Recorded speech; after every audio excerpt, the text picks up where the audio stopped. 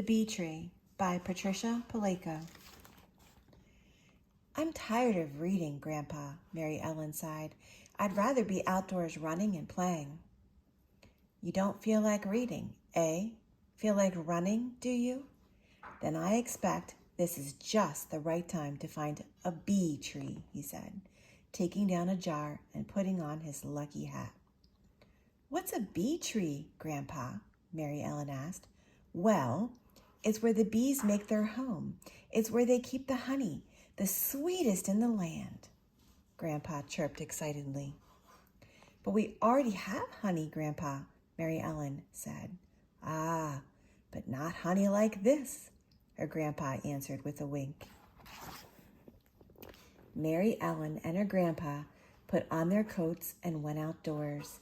They walked down past the hollyhocks to the garden and found bees gathering pollen from the flowers.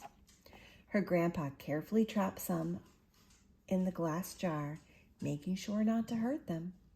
When he was sure that he had had enough, he smiled and leaned close to Mary Ellen.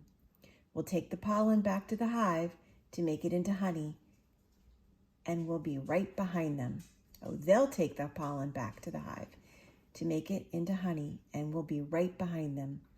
Then he slowly loosened the lid of the jar and let one single bee escape.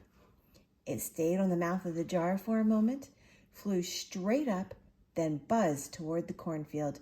Quick, run, Grandpa called out as he began to chase the bee. Just then, Mrs. Glovelock from down the creek way was walking baby Sylvester in her carriage. Mary Ellen and her grandpa ran by them. We're off to find a bee tree today, Grandpa shouted. I haven't done that since I was a little girl, Mrs. Glovelock said excitedly. May I come too? Grandpa motioned her to follow, and the three of them were off and running. Baby Sylvester laughed out loud as his carriage bumped and bounced down the corn rows. Honk, went a goose as it waddled after them. As they came from the cornfield and crossed Dietz Junction, Einar Tundevold came around the bend on his squeaky old bike. Where are you all going in such a hurry? He asked. A bee tree, Mary Ellen puffed as the foursome scurried by. Chasing a bee to its tree? This I would like to do also, he said as he stood up and pedaled faster. The wheels of his bike went twaddle, twaddle, squeak. Their boots slapped the ground. The buggy pitched and swayed. The goose honked as they ran after that bee. The bee swooped down, stopped, held in mid-air, then circled past them and headed straight for the St. Joe River. Olive Langenhagen, while strolling on the nearby shore with the charming Herman sisters Petra and Dorma, looked up and noticed the commotion coming toward them. Where are you all going? He called out. To a bee tree we are going, Einar Tundenvold puffed as he pedaled by. Can we come too? The two lovely ladies pleaded. Fast, you'll have to run, Einar said. We don't care, let's go. And the three shouted as they raced after him. Slap, bunk, honk, twaddle, twaddle, squeak, thump. They all went as they sped down the road after that bee. Klondike. Bertha Fitchworth, just back from an expedition in the Yukon, had car trouble next to the road. She looked up just in time to see everybody running by. You say you're after a bee tree? She shrieked. Zounds, that won't be easy, but Eureka! What an adventure! She sprinted along behind them. The bee dipped and soared as it made its way out of sight. But Grandpa carefully let out another, and the chase was on again. The noisy merry bunch galloped up over Bird Talk Fellow Ridge, only to run smack dab into Fiduciary Longdrop's herd of goats. The goats bleated and bucked as the people clambered through them. What ho! Fiduciary called out. You're going to scare me, goats. A bee tree, a voice called back. And with that, Fiduciary tooted his flute, and he and his flock joined the chase. Bounding billies, this will be great, he said on a dead run. 3 traveling musicians looked up just in time to see a thundering stampede of goats, buggies, people, and bikes coming straight for them. "Why are they all running, Pa?" one of the boys asked his father. "We're after that bee," Grandpa said, pointing at the small dot in the sky. "It's leading us to a bee tree," Mary Ellen wailed as she streaked by. "Come along, Klondike," Bertha chortled as she huffed past. Slap, bump, bleat, honk, twaddle, twaddle, squeak, thump. They went as they ran. Hoofs clattered, rows of corn parted. Nothing really mattered but chasing that bee.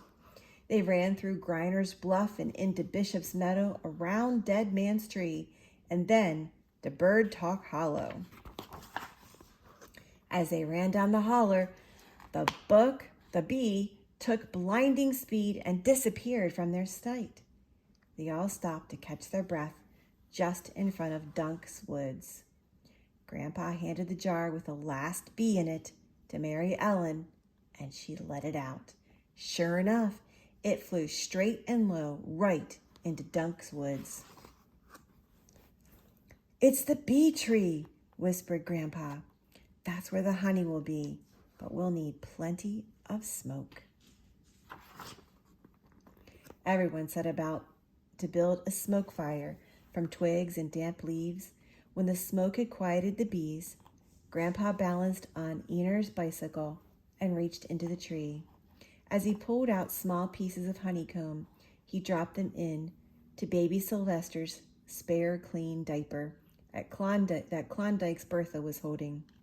Mary Ellen tied them into neat little bundles, and Mr. Leinenhagen put them into the baby carriage. The musicians played merrily as the Herman sisters danced.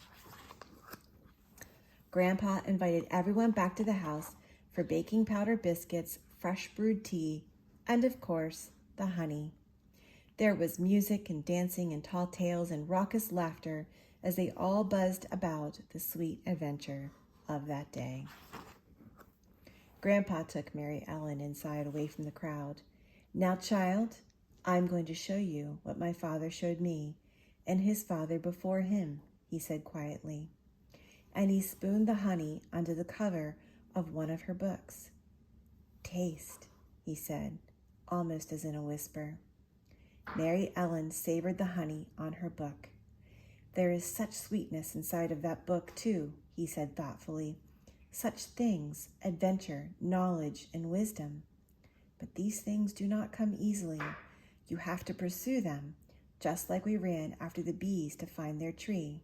So you must also chase these things through the pages of a book." Then he smiled and hugged her. From that day on, Mary Ellen never again complained about her reading. She found it to be every bit as exciting as a wild chase through the Michigan countryside and as sweet as the honey from the bee tree.